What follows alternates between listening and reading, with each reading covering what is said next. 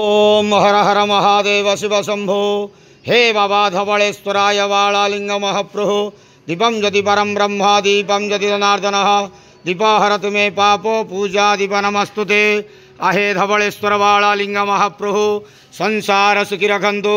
आज श्रावण मासर शुभ शनिवार रे समस्त श्रद्धालु भक्त मानक आश्रीपद करंतु मनस्कामना पूर्ण करंतु कर्म क्षेत्रोन्नति करंतु ग्रहरिष्ट खंडन करंतु जगतर मंगल करंतु विश्वर कल्याण करंतु आपणकर नाम प्रकाश करंतु सेवकर डाक श्रवण करंतु समस्त ग्वावसा भक्त मानकर मनस्कामना पूर्ण करंतु।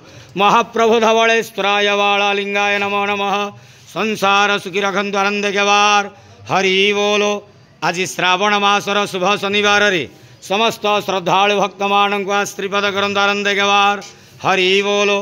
बाबा धवलेश्वराय वालालिंगाय नमो नमः। ओम नमः शिवाय महारुद्राय नमो नमः।